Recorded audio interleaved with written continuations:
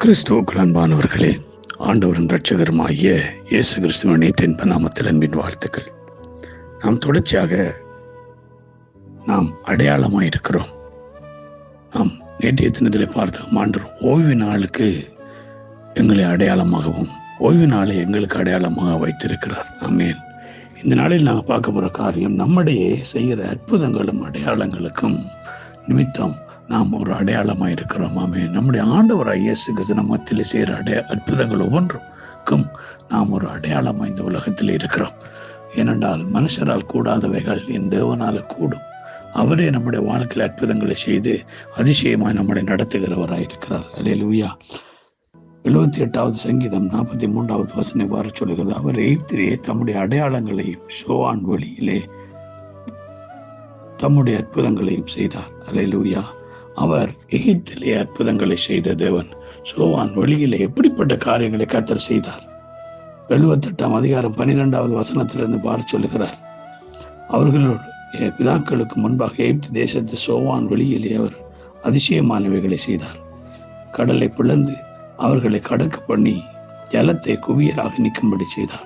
பகலிலே மேகஸ்னத்தினாலும் இரவு முழுவதும் அக்கினி வெளிச்சத்தினாலும் அவர்களை வழி நடத்தினார்.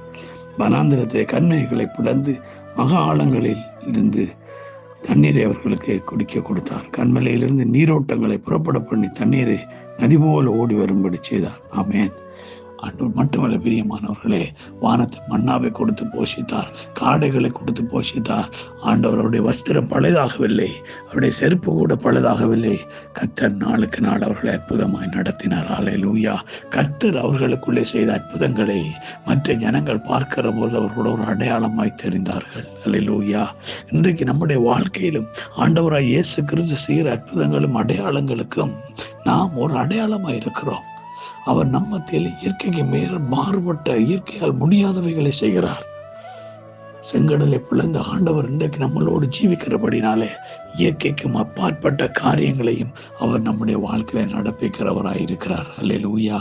இஸ்ரவேல் ஜனங்களை மாத்திரமல்ல பிரியமானவர்களே, நம் மத்தியிலும் அற்புதங்களை செய்கிற ஆண்டவர், அதிசயங்களை காணப்படுகிறவர் நம்மோடு இருக்கிறார். அல்லேலூயா. நம்ம பழைய ஏற்பாட்டில் மாத்திரமல்ல, புதிய ஏற்பாட்டில் நாங்கள் பார்க்கும் பொழுது அப்போஸ்தலர் 19வது அதிகாரம் 11ஆம் 12ஆம் வசனம் பாரு சொல்லுகிறது, பவுலின் கையினாலே தேவன் விசேஷித்த அற்புதங்களை செய்துள்ளார். அவனுடைய சரீரத்திலிருந்து உருமால்களையும் கச்சைகளையும் கொண்டு வந்து வியாதிஸ்தர்கள் மேல்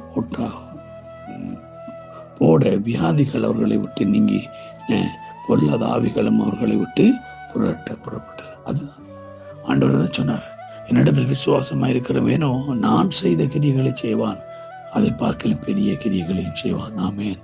கர்த்தர் நம்மளை அந்நிய ஜனங்கள் மத்தியில் ஒரு அற்புதங்களாக அவர் அடையாளமாய் வைத்திருக்கிறார். அவர் பலத்த அற்புதங்களை செய்கிற தேவன். பவுலை கொண்டு பலத்த அற்புதங்களை செய்தார்.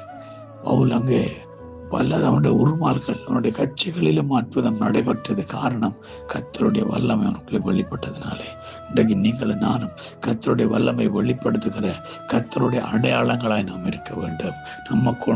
நமக்குள்ளே நம்மை கொண்டு கர்த்தர் செய்கிறதான அற்புதங்கள் மற்ற ஜனங்களுக்கு அடையாளமாக இருக்கணும். இவர்கள் ஜீவனுள்ள தேவனுடைய பிள்ளைகள், இவர்களுக்கு கூட அவருடைய ஜீவனுள்ள தேவன் பெரிய காரியங்களை செய்கிறார் என்ற அடையாளமாக நீங்கள் நான் இருக்கும் பொழுது நிச்சயமாகவே கர்த்தர் பெரிய காரியங்கள் நம் மத்தியிலே செய்வார். ஆமென்.